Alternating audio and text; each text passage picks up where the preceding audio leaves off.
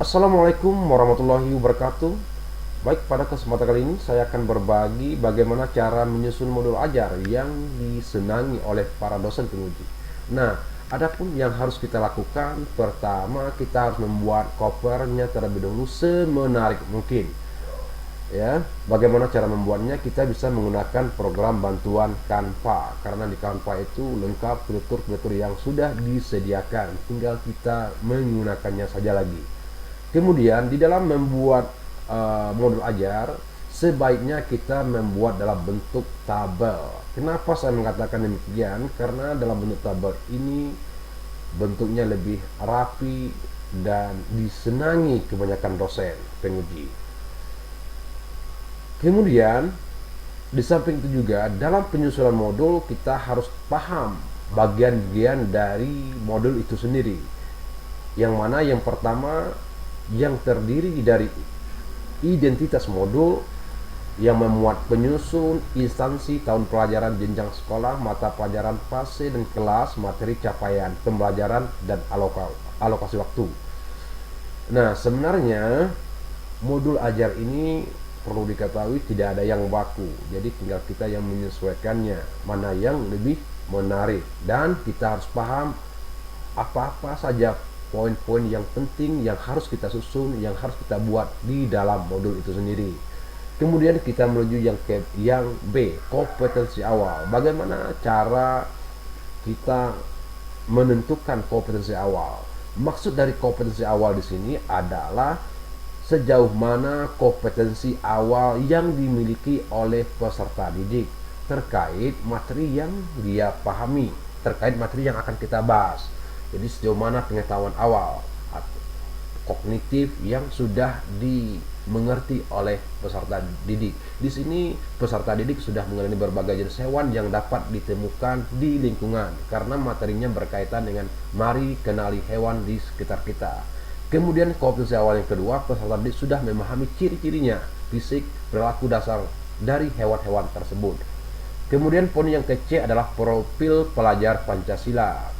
Profil pelajar Pancasila ini terdiri dari beriman, bertakwa kepada Tuhan Yang Maha Esa, dan berakhlak mulia, mandiri, bernalar kritis, gotong royong, dan berkebinekaan global.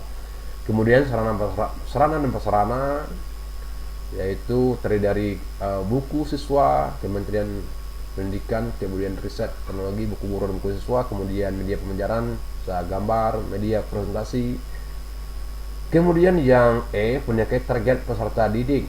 Nah, karena pendekatan ini merupakan pendekatan diferensiasi. Jadi pendekatan target peserta didik yang diinginkan yang sasaran peserta didik yang diinginkan adalah peserta didik yang reguler, auditory, visual, kinestetik. Auditory artinya peserta didik yang lebih senang belajar mendengarkan. Karena kenapa? Dia lebih cepat paham mendengarkan dibandingkan dengan melihat gambar visual dan bermain peran atau kinestetik. Kemudian visual berarti peserta didik yang lebih senang melihat gambar, karena dia lebih mudah paham atau lebih mudah mengerti ketika seorang guru memperlihatkan gambar untuk menyampaikan materi yang akan dipelajari. Kemudian yang kinestetik ini artinya siswa lebih mudah paham ketika praktek langsung atau bisa dilakukan role play atau bermain peran. Pendekatan dan model pembelajaran yang F. Poin F, pendekatan dan model pembelajaran. Jadi pendekatan di sini menggunakan pendekatan berdiferensiasi. Kemudian model PBL. Pendekatan berdiferensiasi seperti yang target peserta didik tadi harus sinkron, karena ada peserta didik yang auditory, visual, kinestetik, artinya sudah memiliki diferent perbedaan.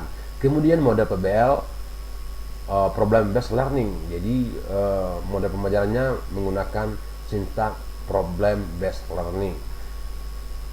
Kemudian materi pembelajaran. Adapun materi pembelajaran di sini tentang mari kenali hewan di sekitar kita. Kemudian kita menuju ke kompetensi inti. Nah, ada tujuan kegiatan pembelajaran. Bagaimana cara merumuskan tujuan pembelajaran peserta didik? Di sini ada 4 contoh tujuan pembelajaran sesuai dengan materi pembelajarannya. Mari kenali hewan di sekitar kita. Adapun tujuan pembelajarannya peserta didik dapat menyebutkan dan mengidentifikasi berbagai jenis hewan yang ada di sekitar kita. Kemudian peserta didik dapat menjelaskan ciri-ciri, dan peserta yang ketiga, peserta didik dapat mengidentifikasi hewan berdasarkan habitatnya. Dan yang poinnya keempat, tujuan pembelajarannya adalah peserta didik dapat membuat poster. Ini yang tertinggi poinnya, membuat poster. Sudah menciptakan.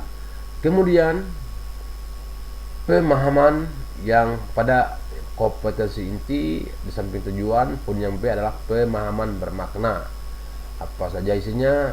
Dengan pemahaman yang bermakna, peserta didik tidak hanya mengingat fakta, tapi juga mampu mengaitkan pengetahuan mereka dengan pengalaman, lingkungan, dan isu-isu yang lebih luas. Selanjutnya ada beberapa pertanyaan pemantik yang terdiri dari 3 pertanyaan di sini, ya. Nah, ini yang lebih poin yang paling penting adalah kegiatan pembelajaran. Nah, bagaimana cara kita menyusun kegiatan pembelajaran agar nanti video pembelajaran kita nanti hasilnya bisa disukai atau disenangi oleh dosen penguji, dan tentunya nanti bisa mendapat poin yang tertinggi. Nah, pada kegiatan pendahuluan apa saja yang harus kita lakukan terlebih dahulu? Itu yang pertama itu kita guru menyapa peserta didik dengan mengucapkan salam. Jadi pertama kita memberikan salam, mengucap salam dengan bisa wajah yang tersenyum. Kemudian peserta didik diminta untuk memimpin doa. Setelah mengucap salam, baru memimpin doa secara bergantian setiap hari di depan kelas sebelum proses pembelajaran dimulai. Kemudian guru melakukan absen kehadiran peserta didik. Kemudian yang keempat, langkah keempat, pada kegiatan pendahuluan, guru memberikan ice breaking untuk menumbuhkan semangat peserta didik. Kemudian guru memberikan peserta didik untuk menyanyikan lagu wajib nasional, menumbuhkan semangat nasionalisme. Ini kegiatan kelima. Kemudian guru melakukan apersepsi. Jangan lupa apersepsi. Setelah menyanyikan lagu wajib, guru melakukan apersepsi, mengaitkan materi sebelumnya dengan materi yang akan dipelajari sekarang. Baru guru menyampaikan tujuan pembelajaran. Kemudian langsung ke kegiatan inti. Pada kegiatan inti ini terdiri dari 50 menit, di mana kegiatan pendahuluan ada 10 menit, inti 50 menit. Nah, pada kegiatan inti adapun langkah yang pertama, guru bisa menampilkan materi tentang hewan di sekitar kita menggunakan PowerPoint. Kemudian guru bisa menampilkan video pembelajaran tentang hewan di sekitar kita. Kemudian guru memberikan sebuah masalah, mengapa beberapa hewan memiliki sayap sementara yang lain tidak. Ini sintak tahap pertama, karena model pembelajarannya merupakan model menggunakan model PBL. Kemudian sintak yang kedua, investigasi kelompok. Adapun langkah yang dilakukan adalah guru membagikan peserta didik ke dalam beberapa kelompok kecil, kemudian guru membagikan LKPD, kemudian memberikan pendekatan diferensiasi, baru melakukan pendekatan diferensiasi, di mana peserta didik dalam diferensiasi itu ada yang visual, auditory, dan kinestetik. Untuk yang visual bisa mereka melihat gambar tentang hewan di sekitar kita. Kemudian auditory diberikan untuk mendengarkan suara-suara hewan yang ada di sekitar kita, bisa dalam bentuk rekaman suara. Kemudian kinestetik diberikan untuk meniru, bisa meniru gerakan hewan di sekitar kita. Kemudian sintak yang ketiga, kolaborasi dan empati, yang terdiri dari waktunya 10 menit. Adapun tahap-tahapnya pada kegiatan sintak yang ketiga ini, sambil berjalan-jalan di dalam kelas, guru mendorong peserta didik untuk bekerja sama. Kemudian guru juga menekankan dalam berkolaborasi pentingnya untuk saling bertanggung jawab.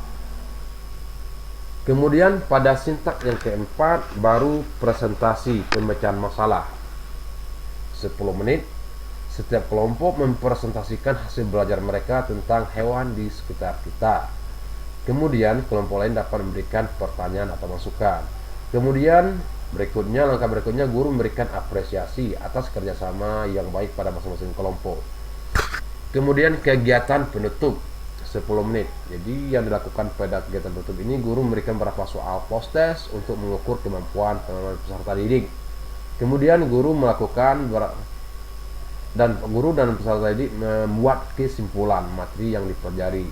Kemudian terakhir guru memberikan tugas rumah berupa observasi sederhana menulis hewan-hewan apa saja yang ada di sekitar lingkungan tempat tinggalnya. Dan guru menutup pembelajaran. Tutup pembelajaran dengan membaca hamdalah.